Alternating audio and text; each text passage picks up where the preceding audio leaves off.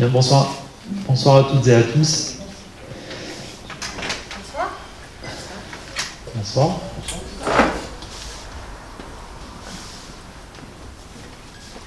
Avant de lancer cette séance du conseil municipal, je voudrais présenter les excuses du maire Bernard Mateille.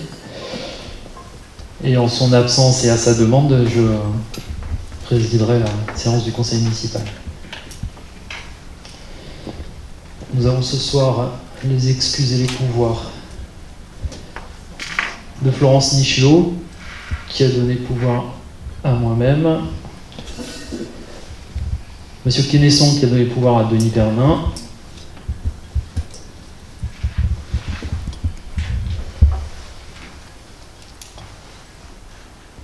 Madame Liado, qui a donné procuration à Serge Dallier, Sivassens, qui s'excuse et qui n'a pas donné de procuration ce soir. Bernard Mateille, qui m'a donné procuration également. Il y a une dame noire qui n'a pas tardé à arriver. D'accord. On prendra note de son arrivée dans le compte rendu, dans le PV du compte rendu. Une ou un secrétaire de séance. Merci Jean-Philippe.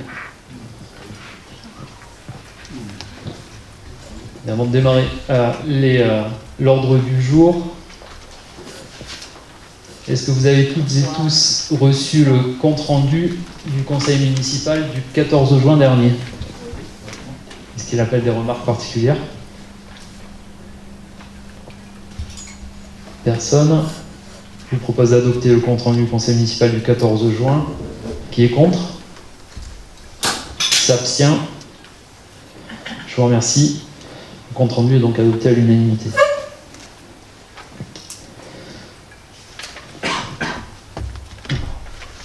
Première délibération de ce soir. Donc la modification des statuts du SDEG. Et je vais laisser la parole à Serge Dallier, notre correspondant au SDEG pour la commune. Oui, bonsoir. En fait, Jean-Luc Dégut et moi-même sommes délégués au syndicat départemental d'énergie électrique de la Gironde.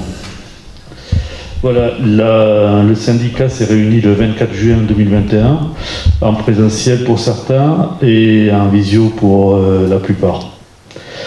Voilà, le syndicat départemental d'énergie électrique de la Gironde a vraiment étendu ses compétences ces dernières années, et c'est pour cela qu'il est nécessaire maintenant de modifier les statuts et également en profiter pour changer un petit peu la dénomination. Ça restera toujours le SDEG, mais au lieu d'être le syndicat départemental d'énergie électrique, ça sera le syndicat départemental d'énergie et d'environnement de la Gironde. Voilà, je vais vous lire la délibération. Vous avez tous eu les statuts, je pense, dans les pièces jointes. Et ça serait beaucoup trop long de les lire ce soir. Donc, je vais vous lire la délibération. Lors de sa réunion du 24 juin 2021, le comité syndical du SDEG a approuvé la modification de ses statuts. Le président du SDEG a notifié à la commune la délibération prise par le comité et les statuts modifiés du syndicat. Conformément à l'article L5111-20 du Code général des collectivités territoriales, le conseil municipal doit se prononcer sur le statut modifié dans un délai de 3 mois à compter de cette notification. Excusez-moi. Le projet de statut modifié du SDEG a pour principal objet de modifier la dénomination du syndicat en syndicat départemental d'énergie et d'environnement de la Gironde, ce qui permettra de refléter l'intégralité des compétences du SDEG et non l'unique compétence électrique. De mettre en conformité les statuts avec les dispositions du Code général des collectivités territoriales en matière des collectivités, en matière d'adhésion par des collectivités, de préciser le cadre des compétences exercées, de s'adapter à la nouvelle législation en matière d'envoi dématérialisé des convocations, Les évolutions sur les compétences concernent la distribution d'électricité et de gaz. La rédaction reprend les éléments de l'article L 2224-31 du Code général des collectivités territoriales en précisant les prérogatives du SDEG en tant qu'autorité organisatrice du service public de distribution d'électricité et du gaz. L'éclairage public, extension de la compétence à l'éventuelle installation d'équipements communicants et accessoires de l'éclairage public. L'achat et la vente d'énergie, la possibilité donnée de proposer à tout tiers public comme privé d'utiliser cette compétence. La transition énergétique et écologique, des précisions sont apportées sur l'ensemble des prestations exercées par le SDEG qui pourront également être proposées à des personnes morales, publiques, privées, non membres. Il est attendu que ces prestations pour compte de tiers ne doivent intervenir que ponctuellement et n'avoir qu'une importance relative par rapport à l'activité globale du syndicat. La défense extérieure contre incendie. La compétence est précisée conformément à la législation en vigueur. L'urbanisme et le foncier. L'accompagnement en matière de planification et en matière de rédaction d'actes en forme administrative est ajouté. Le SDIG, la compétence initiale intitulée cartographie, a évolué en système d'information géographique.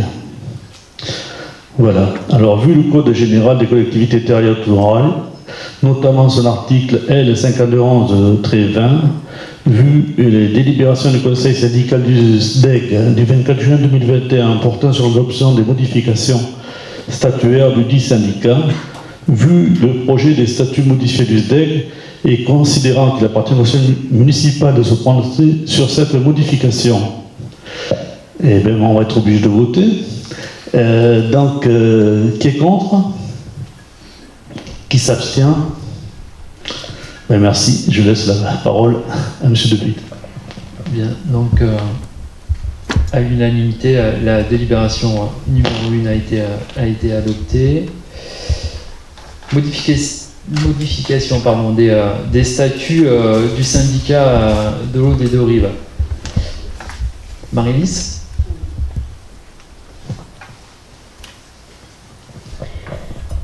Alors, je vais vous faire comme Serge.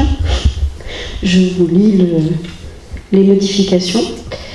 Le syndicat des deux rives, dans ses statuts validés par arrêté préfectoral en date du 22 juin 2021, s'est doté de compétences suivantes. Compétences optionnelles à la carte. Donc, eau potable, la production, le traitement, le stockage, le transport et la distribution de l'eau potable. Les pouvoirs de contrôle dévolus aux communes s'y rattachant. Un assainissement collectif, la collecte, le transport, le traitement des eaux usées et l'élimination des sous-produits d'épuration. Les pouvoirs de contrôle dévolus aux communes s'y rattachant.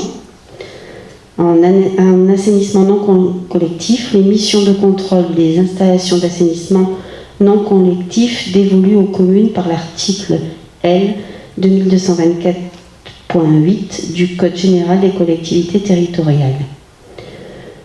Vu le Code général des collectivités territoriales, vu la délibération de la CDC Convergence Garonne 2021/016 en date du 20 janvier 2021, demandant l'adhésion au syndicat des deux rives pour l'assainissement non collectif pour la commune d'Escoussin, considérant la nécessité de modifier les statuts du syndicat des deux rives en syndicat mixte fermé pour pouvoir répondre favorablement à cette demande.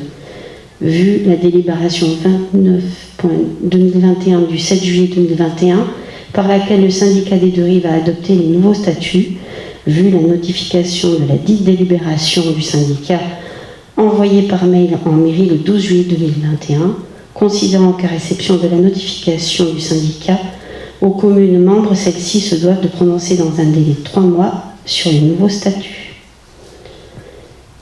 Donc, après en avoir délibéré, le conseil municipal acte la suite. J'avais une petite information complémentaire. Oui, justement, parce que ça a fait les débats du bureau du syndicat. Voilà. Et vous siégez avec Jean-Luc Déby. Oui. Donc l'adoption permet notamment à la CDC de confier à notre syndicat la gestion du service ANC. C'était ça la principale information, et notamment donc pour Escoussin. Vous complétez, Jean-Luc, quelque chose? Ouais. D'accord. Est-ce que cette délibération, alors ça est dans la continuité d'asseoir le syndicat et les modifications à la structuration de notre syndicat des Deux-Rives, est-ce que ça appelle des questions particulières? Non. Bien. Donc je vous invite à délibérer. Qui est contre cette délibération? Qui s'abstient? Je vous remercie. Elle est prise à l'unanimité.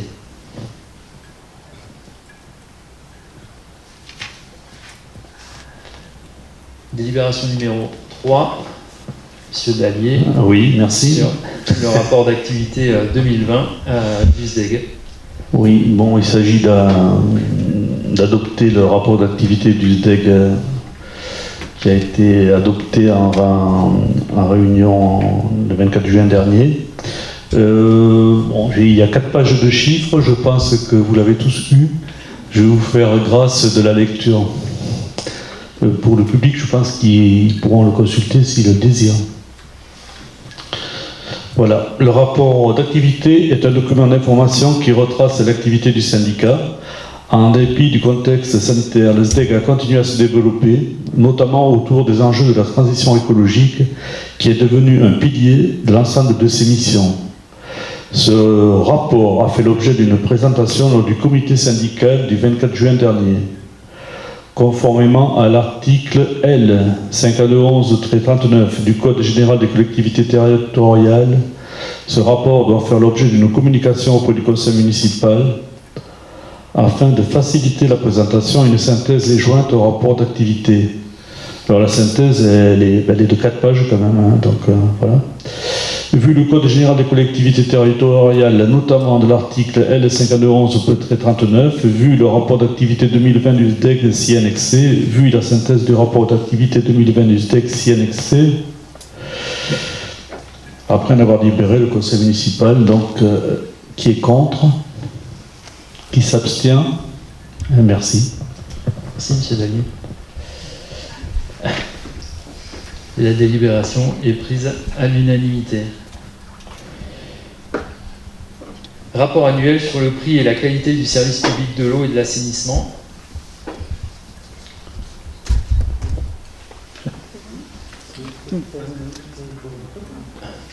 Alors nos délégués syndicats. Ouais, tu fais voilà, une simple lecture. Oui. Alors, vous avez tous eu ce rapport en annexe du conseil municipal dans les délibérations.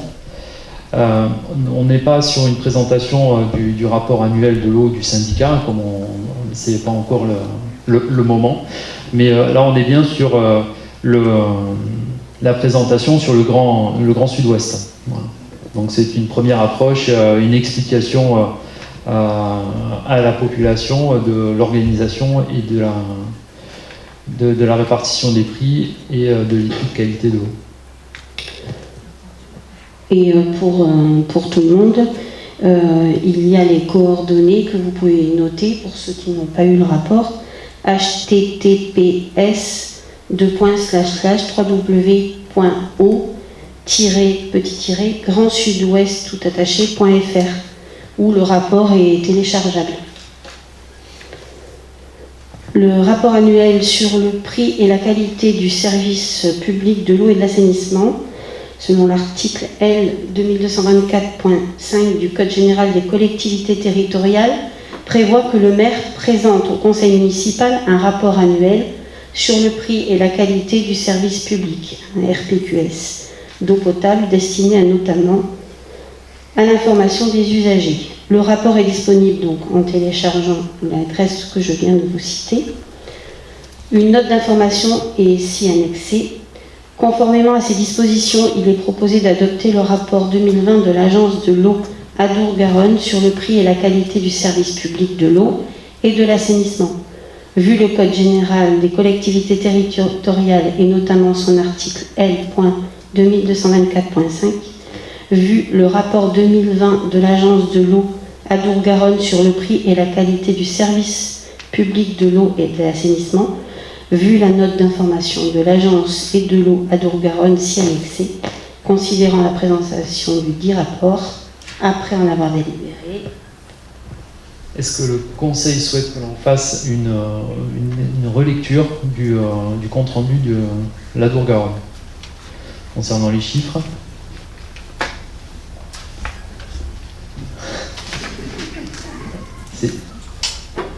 Alors, sachant que tout le monde peut retrouver ce compte-rendu, comme l'a précisé Marie-Lise, en ligne sur le site Adour-Garonne, et également via le syndicat où vous pourrez retrouver ces informations également. Pas de remarques? Qui est contre cette délibération et ce rapport? Qui s'abstient? Je vous remercie. La délibération est prise à l'unanimité. Point suivant. Concernant la participation annuelle aux charges du CIVOS du Bazadais. Nous avons tous les ans cette délibération à prendre en conseil municipal et elle correspond en fait au petit Poninsaké qui étudie sur le Bazadais et le CIVOS qui est l'organisme qui gère les transports demande une participation aux communes qui ne sont pas dans le giron du Bazadais. Et cette cotisation annuelle, elle est basée sur le nombre d'étudiants que l'on a tous les ans. Donc cette année, nous avons 8 Poninsaké concernés, ce qui représente pour la commune de Poninsac une participation à hauteur de 469,03 € pour l'année 2021. Est-ce qu'il y a des questions sur cette délibération? Qui s'abstient? Qui vote contre? Je considère que la délibération est prise à l'unanimité. Je vous remercie pour eux. La délibération suivante, la numéro 6, l'adhésion de la commune à l'association des sites Le Corbusier. Alors, vous n'êtes pas sans savoir l'importance que peut revêtir Le Corbusier sur notre commune. Et dans le cadre du programme de restauration du château d'eau Le Corbusier, qui est géré par l'association du groupe des 5, qui on espère devrait voir le jour très rapidement après les mises en sécurité qui ont eu lieu avant l'été. Les travaux, on espère, devraient démarrer d'ici la fin de l'année. Dans le cadre de...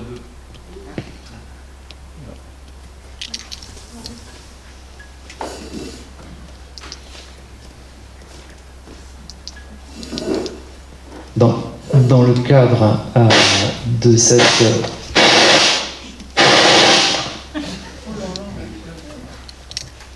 C'est pas nous ? Merci Philippe. Dans le cadre de ces préparations en fait, de la restauration et de la mise en valeur du site Le Corbusier, mais également pour le prendre dans un périmètre beaucoup plus large, c'est la valorisation du domaine Chavat qui est intimement lié depuis le début de l'histoire du château d'eau et de ce domaine. La commune a souhaité se rapprocher de l'association des sites Le Corbusier dans le cadre de la mise en place d'un parcours culturel qui est en pleine création. Parcours culturel qui nous amène à participer à un programme qui s'appelle Destination Le Corbusier, promenade architecturale. C'est dans le cadre d'un programme européen. Et la volonté des sites Le Corbusier ou des communes hébergeant une œuvre de Le Corbusier de se retrouver autour de cette association pour promouvoir l'œuvre de Le Corbusier, mais en parallèle aussi valoriser notre commune grâce à ce patrimoine. Et on rejoindrait, si vous en êtes d'accord ce soir, on rejoindrait le site de Lège Cap Ferré et Pessac, qui ont d'ores et déjà adhéré à la démarche. Et au-delà du programme culturel national et international dans lequel on rentrerait, au travers de cette dynamique, nous pourrions valoriser nos 3 communes autour de programmes communs girondins de valorisation de notre patrimoine. Voilà. Alors, vous avez eu les détails de la convention, de l'adhésion, le principe de l'association, parce que ça, c'est qu'un axe de valorisation de l'association. L'association des sites Le Corbusier est aussi à l'initiative et en partenariat avec la Fondation Le Corbusier de l'inscription des sites de Le Corbusier à l'UNESCO. Voilà. Donc cette association-là n'est pas à sa première démarche de valorisation de l'œuvre de Le Corbusier en général. Et nous espérons qu'elle puisse, qu'elle nous amène un petit peu plus de visibilité sur notre patrimoine local. Cette adhésion est à la hauteur de 100 €. Notre conventionnement avec cette association se prendrait sur 4 années, jusqu'à fin 2024, avec une adhésion de 100 € à l'année. Et l'idée, c'est de pouvoir se lancer dans l'expérience et puis de tirer un peu le bilan de cette collaboration avec l'association des sites Le Corbusier d'ici à 2024 pour en mesurer la pertinence. Est-ce que quelqu'un a des questions ou des besoins de précision ? On va passer au vote. Qui est contre cette délibération ? Qui s'abstient ? Je vous remercie. La délibération est prise à l'unanimité.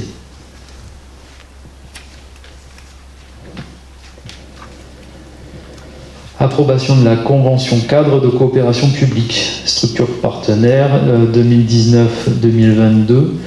C'est dans le cadre de la collaboration avec le conseil, avec la communauté de communes Convergence Garonne et dans la droite ligne de leur accompagnement financier à la manifestation Côté Jardin. Je vais laisser Jean-Philippe présenter la délibération.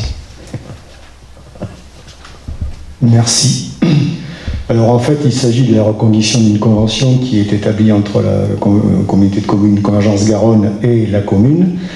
Vous n'êtes pas sans savoir que le festival Côté Jardin est un festival qui chaque année grandit toujours un peu plus et a toute sa place maintenant dans le paysage culturel de la communauté de communes. Il avait donc été décidé conjointement avec la communauté de communes d'avoir une présentation d'un programme culturel sur notre secteur. Au même titre que Rue et vous est un festival très, très connu et très, très bien coté, Côté Jardin commence à avoir aussi vraiment sa place, même si on a connu quelques difficultés dues à la crise sanitaire, mais malgré tout, c'est un festival qui existe et qui est bien implanté. Il a donc été décidé d'une convention qui est reconduite pour que la communauté de communes nous verse une subvention pour nous aider au même titre qu'elle aide les autres festivals, de manière à ce qu'il y ait une uniformité entre toutes les manifestations culturelles de la communauté de communes. Donc la délibération, si vous en êtes d'accord, c'est de reconduire cette convention qui nous donne au droit, si je ne me trompe pas, une subvention de 1 500 €. Voilà. Donc si vous en êtes d'accord, nous allons passer au vote.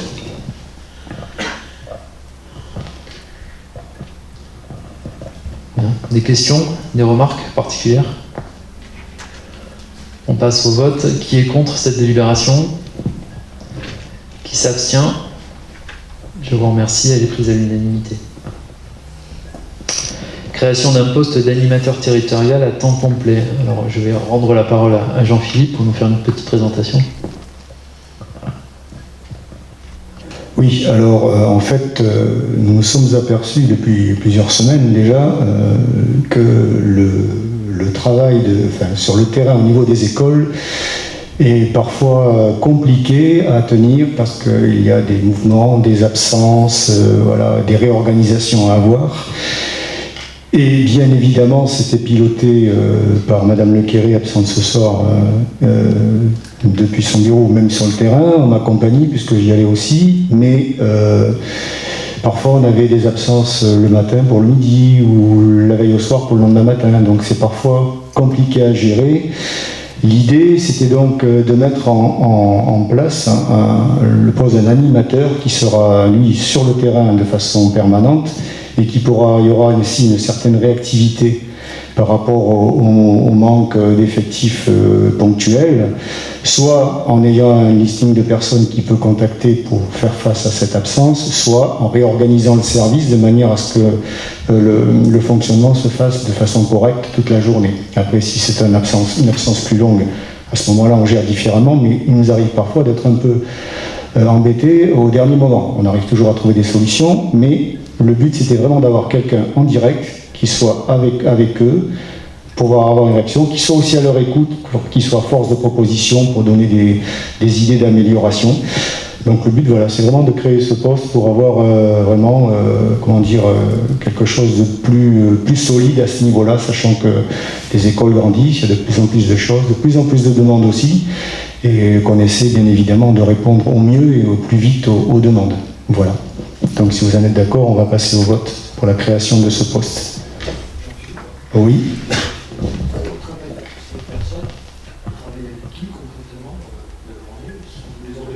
Alors, non, là, cette personne sera... c'est un poste qui est créé au niveau mairie. Il sera sur le terrain au niveau des équipes. Ça sera le lien avec Marie pour faire remonter éventuellement les éventuels problèmes. Mais nous, ce qu'on recherche surtout, c'est cette proximité de manière à si quelqu'un, par exemple, embauche à 10h, je dis une bêtise, à 9h30, il me dit je suis pas là, qu'on se... Non, un employé, ça arrive. C'est un employé. Dans le service, tu peux avoir quelqu'un qui peut être malade, et puis le matin, il t'appelle, je suis pas là. Et là, c'est sur les écoles. Les écoles, il y a quand même 3 postes différents. Tu as la maternelle, tu as l'élémentaire au niveau animation garderie, mais tu as aussi le réfectoire. Si tu te retrouves avec 2 personnes en moins au niveau du réfectoire à l'heure de commencer le service, surtout en ces temps compliqués de crise sanitaire où il a fallu rajouter du personnel parce qu'on était obligé de grouper classe par classe, de faire le service par plateau, de servir l'eau par personne. Donc tout ça, c'est du temps supplémentaire. Et à jongler, on s'aperçoit qu'à un moment donné, il faut vraiment qu'il y ait une réactivité, même s'il y avait de la réactivité. Attention, je ne dis pas qu'il n'y ait pas de réactivité, parce que le travail a été fait. Et en même temps, ça soulagera, je pense, ne pas me tromper en disant ça, Madame Lequéré sur d'autres dossiers, parce qu'étant DGS, elle a aussi d'autres dossiers à gérer sur la commune, et pas que l'école. Et l'école lui prenait déjà un gros moment sur l'opérationnel. Tout à fait, voilà. Qui va gérer les équipes sur les écoles, les 3 équipes en fait, puisqu'il y a 3 équipes. Qui te donne à peu près 4 et 4, 8, une douzaine de personnes. Voilà. Ce qui n'est pas rien. C'est concentré sur les écoles, mais pas uniquement. Essentiellement, ça sera quelqu'un qui sera sur les écoles. Et le coût prévisionnel, c'est un poste qui représente une charge. Aujourd'hui, on est sur une création de poste. Pardon ? On est sur une création de poste. Là, à l'heure actuelle, on ouvre à la création de postes pour l'intégrer dans les tableaux des effectifs. Cette question n'est pas traitée encore et elle sera débattue lors de prochaines séances. Mais on avait besoin, avant même de pouvoir structurer en fait le projet qu'a présenté Jean-Philippe ce soir. On avait d'ores et déjà besoin de créer ce poste dans les tableaux des effectifs de la commune. Voilà. Mais c'est obligatoire, voilà, c'est des étapes incontournables, administratives, et on va poursuivre ce travail. Voilà, la perspective est celle-là. Voilà. Donc c'est un peu tôt pour nous pour présenter des choses. Voilà. Merci.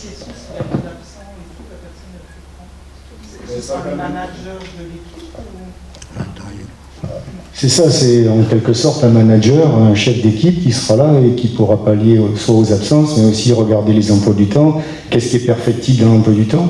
Qu'est-ce qu'on peut améliorer pour rendre un meilleur service à la fois aux enfants et aux parents? Il y a tout ça, quoi.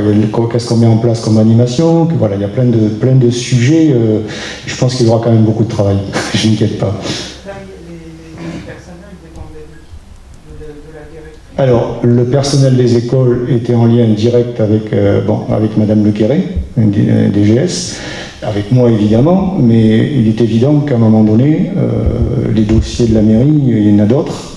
Il faut pouvoir tout gérer avec une équité, voilà. Il n'y a pas que les écoles, même si les écoles représentent un gros morceau de la commune, ça c'est vrai. Mais malgré tout, je pense que les autres dossiers ne doivent pas souffrir de façon trop longue de ce temps passé sur les écoles en permanence, surtout sur de l'opérationnel. C'est de l'opérationnel la plupart du temps. Et souvent, on est obligé de s'isoler, on passe 2 heures, 2 heures et demie pour trouver des solutions. C'est 2h30 qui ne peuvent pas être passées sur d'autres dossiers importants de la commune. Voilà, c'était surtout ça le but, de pouvoir alléger d'un côté, renforcer et surtout professionnaliser cet endroit. Voilà.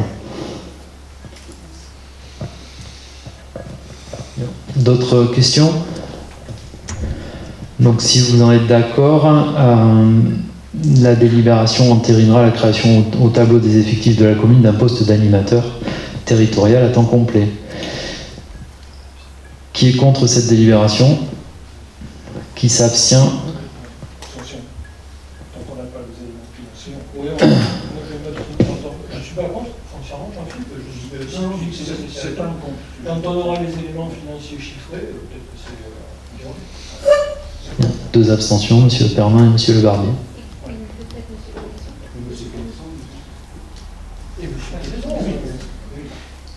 Sûr? Oui, Monsieur Clémenceau. D'accord. C'est noté.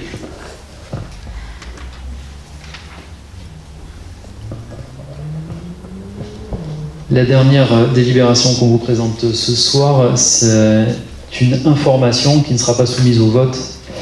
Une information que nous faisons au conseil municipal et elle concerne l'adoption des lignes directrices de gestion qui, un peu, si je fais un peu un parallèle avec mon métier et l'hygiène et la sécurité sanitaire, tout ce qui est écrit doit être réalisé et tout ce qui est réalisé doit être validé et vérifié. Et le principe des lignes directrices de gestion, on est un peu dans ce principe-là de réalisation, c'est-à-dire que le fonctionnement au quotidien de notre service administratif et de gestion des agents de la commune doit répondre à un cadre, une organisation qui est maintenant écrite et structurée. Ce travail a été réalisé par le maire et les services ces derniers mois. Ils ont été présentés au centre de gestion le 15, avant l'été, et le comité technique a rendu un avis favorable le 15 juin dernier. Donc, fort de ça et de la présentation de ce soir, le maire inscrira définitivement ce mode de gestion des services de la mairie à partir du vote de la délibération. Alors, on inscrit dans le marbre ce qui est fait au quotidien pour les agents, avec les agents. On reste dans la droite ligne de ce qui a été fait jusqu'à maintenant, avec des objectifs ambitieux de valorisation et la mise en place de règlements intérieurs, la mise en place et la sacralisation aussi de l'organigramme des services, voilà, des éléments structurants pour la gestion du quotidien. Des remarques? Des questions? Bien. On va passer au vote. Qui est contre cette délibération? Ah bah non, pardon. C'est pris dans le flou. C'est vrai que c'est une information sans délibération, pardon. Bien, nous avons épuisé l'ordre du jour. Est-ce qu'il y a des questions diverses? Oui, M. Perron. Oui, une question, mais on a tous reçu dans nos bannes, on a tous reçu copie d'une lettre qui nous a été adressée par M. Martin. Et la réponse de M. le maire qui était peut-être derrière. Donc début août, on a reçu une lettre de M. Martin qui faisait état de l'état de cette dire de l'insalubrité des toilettes publiques, celles au centre-ville, à côté de la mairie. Ça, c'est le premier point. Le deuxième qui est souligné, c'est celui du stationnement de véhicules épaves dans le lotissement du Bourgogne. Alors, moi, je me suis déplacé contre M. Martin, voilà, dans le plan avec lui. Alors, sur la partie stationnement de véhicules épaves, il semblerait que la situation ait été gérée. Par contre, celle des toilettes publiques m'a fait toujours nous interroger, nous, personnellement, puisque c'est un fait que nous avions inscrit dans notre programme. Nous pensons toujours que laisser des toilettes publiques dans cet état d'insalubrité n'est pas sérieux, n'est pas acceptable. Voilà. Lorsque j'étais agent AXA, il m'est arrivé nombre de fois de recevoir des personnes dans la difficulté, alors souvent des personnes âgées, qui venaient sur le marché et qui poussaient la porte en disant est-ce que Donc je pense que nous pourrions regarder ça de près. Alors, j'ai vu, je disais comme vous, la réponse de M. Mattei qui dit, entre autres, dans ses propos, que nous travaillons l'étude afin de positionner un équipement similaire. Je pense que c'est un minimum, de mon point de vue. On fait beaucoup de choses sur le parc, on étudie l'histoire. Il me semble, c'est souvent remonté, c'est pas polémique, mais c'est juste quand même que c'est une situation. Franchement, qu'avez-vous prévu de faire en réponse à ce point-là, puisque semble-t-il sur le deuxième, ce serait résolu sur les problèmes de... Alors, oui, pour aller vite sur la question des véhicules ventouses, c'est un travail qui est fait, en tout cas on l'a remis en place là, sur ce nouveau mandat. Une collaboration que l'on a réussi avec la gendarmerie pour améliorer la situation. C'est pas chose facile tout le temps. Parce qu'on a un certain nombre de propriétaires qui sont là, ils les bougent de quelques mètres ou quelques places et c'est reparti pour 6 mois de plus. Et il y a une vraie problématique et ces derniers mois et l'organisation aussi du travail, du télétravail n'a pas arrangé, facilité ces stationnements sur de longue durée. Mais en effet, on y travaille, on y est attentif et à chaque fois qu'il y a, au-delà de ce que l'on peut nous identifier, quand on a des remontées de riverains ou d'habitants, on fait le nécessaire avec plus ou moins de réussite en fonction des personnes que l'on retrouve en face pour faire le nécessaire. Voilà. Concernant les toilettes publiques, en effet, il y a une préoccupation de notre groupe autour du sujet. Vous n'êtes pas sans savoir que ces toilettes ont été utilisées, nettoyées en permanence de nombreuses années et que les agents n'y allaient plus en sécurité et n'y allaient plus de manière saine et sereine. Et pas forcément par rapport à la situation des toilettes publiques, mais plutôt par rapport aux incivilités que les gens qui les utilisent font au quotidien dans ces toilettes publiques. Vous parliez de la qualité de notre parc et le travail qui a été fait sur sa restauration. Il faut savoir que pendant de nombreuses années aussi, on avait ouvert des toilettes publiques à l'arrière du clubhouse du tennis et que systématiquement, à chaque fois qu'on remettait en état, ça durait à peine une semaine, voire 15 jours, parce que tout était délabré. Je pense qu'il y a, au-delà d'une volonté de notre part d'ouvrir des toilettes publiques, et je suis conscient de la nécessité pour tout public de cette ouverture et de cette propreté, parce que c'est pas que de les ouvrir et d'en avoir, il faut aussi pouvoir les entretenir. Mais face aux incivilités, on ne peut pas mettre un gendarme derrière chaque toilette.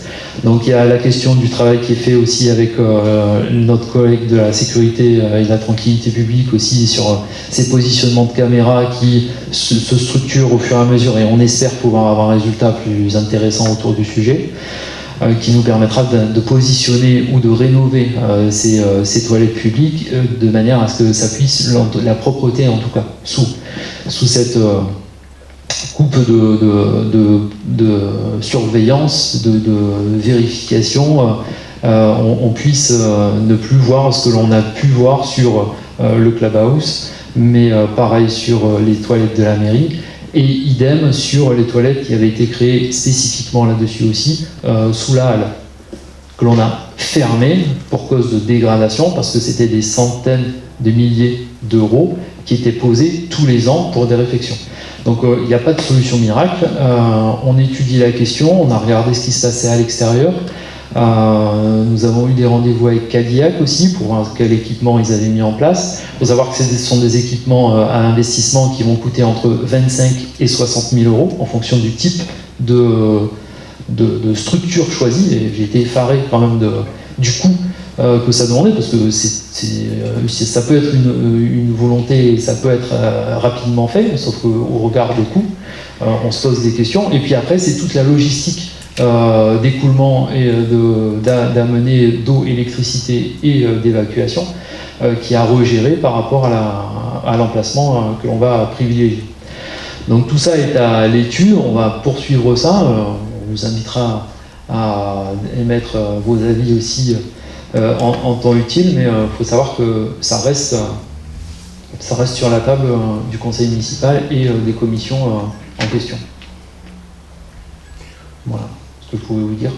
En l'absence du maire, sans m'engager plus que ça, mais ça fait partie des préoccupations et en effet, on essaiera d'y répondre au mieux dans les meilleurs délais. Quelle réponse complémentaire, si vous voulez que j'entends, je pense que tout est affaire de choix, tout est affaire de vision, tout est affaire de fléchage, de financement. J'entends bien que ça représente des investissements, je suis complètement d'accord. Moi je pense qu'aujourd'hui, à l'aune de notre budget et de ce qu'il nous fait, on pourrait effectivement, il faut mener nos... Je remets pas ça en cause, c'est que par rapport au but, au coût voilà. Je comprends. Il faut, je pense, là maintenant, parce que trop de fois, et j'étais déplacé pour le savoir, on est, bon, enfin voilà. Et il n'y a plus moyen d'aller chez AXA. Eh bien, moi j'autorisais, maintenant, le repreneur, je sais pas. La bonne de monnaie. Ça va être consigné, ça. Au-delà de ça, c'est un sujet à prendre en effet en considération et de voir comment on peut le financer, comment on peut trouver des accompagnements aussi sur la structuration, le positionnement le plus simple pour que les travaux périphériques soient le moins importants possible. On a une ligne budgétaire dans le prochain exercice, au moins qui est déjà une réflexion sur un côté de la mise. Bien sûr, bien sûr. On en parlera en commission certainement. Bon. Bon, pour l'instant. Bien. D'autres questions? Oui, Yann? Moi, c'est pas vraiment une question, c'est plus une information. C'est plus pour parler d'Europe en fait, parce que actuellement il y a la conférence sur l'avenir de l'Europe.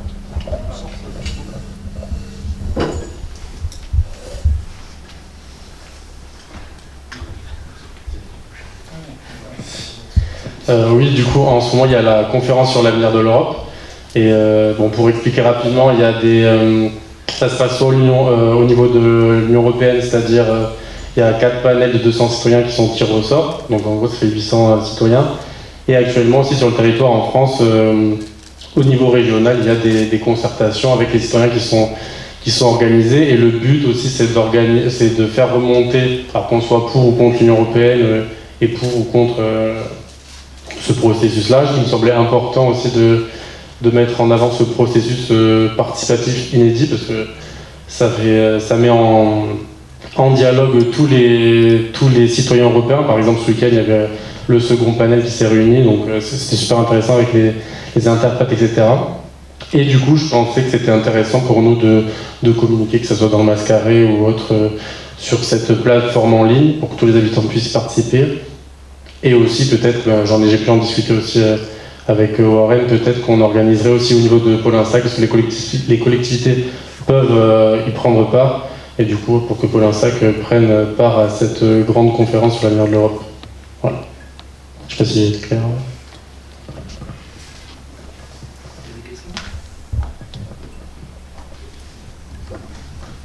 Merci Yann.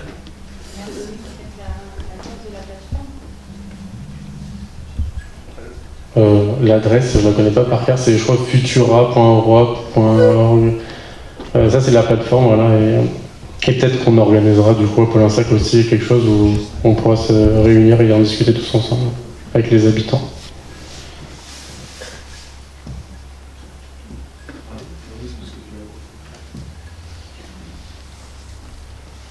Oui, moi, c'est pas une question, c'est simplement une information parce que Octobre Rose arrive. Et donc, je voulais vous communiquer que nous avons programmé pour le 17 du mois d'octobre, c'est un dimanche, 2 circuits pédestres en coopération avec l'Émile Lepied et la Fédération du Sport. Donc voilà, alors il faut s'inscrire sur un site et ou à un numéro de téléphone que je n'ai pas là, mais que vous pourrez trouver très rapidement. J'attends les flyers de la fédération pour que j'ai des volontaires qui m'aident à faire des distributions dans les boîtes aux lettres. Et je souhaiterais qu'ils nous envoient tout ça cette semaine qui arrive, parce que pour que les gens puissent s'inscrire et qu'on soit le plus nombreux pour cette manifestation, voilà. Donc j'espère que ça sera réussi et puis je vous attends tous, voilà. Combien de kilomètres? Pardon? Combien de kilomètres? Alors il y a 2 circuits, un de 6 km et un de 10 km. Mais c'est très bon enfant, c'est très simple, c'est autour de Podensac, les rives de la Garonne et Sérons. Voilà, Sérons, Podensac, et on revient, il y a 2 circuits. On partira du Sporting normalement avec un petit café, des petites choses à déguster. Et il y a un départ à 9h30 et l'autre à 10h30. Voilà. Et ça sera encadré par les mille-pieds. Voilà. Donc on va faire de la communication rapidement, j'espère.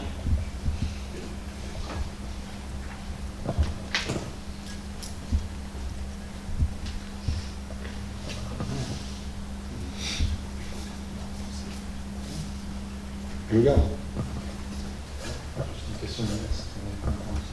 Oui, juste une petite information. Vous avez tous vu qu'il y a de très belles écharpes bleu-blanc-rouge là. Et merci Warren, parce que en fait c'est Warren qui s'y est collé pour préparer des petites écharpes pour le conseil municipal des jeunes. Je leur ai laissé le temps de s'installer à l'école au mois de septembre. Je vais retourner les voir pour voir un peu. J'attends de savoir avec la directrice à quel moment ils vont élire les délégués pour voir un peu avec qui je peux partager de futurs projets avec eux. Et je vais aussi aller voir ceux qui sont partis de l'autre côté au collège, voir s'ils sont toujours motivés pour travailler avec nous sur différents projets. Donc merci Warren pour ça. La dernière fois, je comptais les inviter pour les présenter, mais avec la crise sanitaire, c'était compliqué. J'espère que sur les prochains conseils, on aura l'occasion de les faire venir pour qu'ils puissent se présenter officiellement. Voilà, j'en ai terminé. Merci. Pas d'autres questions diverses? Juste j'informe le conseil municipal que dans la quinzaine de jours, voire les 3 semaines maximum, nous aurons un autre conseil municipal à venir. Parce que nous avons des échéances à tenir en termes de délibération, donc vous serez rappelés très prochainement. Voilà. Bien, écoutez, je vous souhaite une bonne soirée à toutes et à tous, et puis à très bientôt.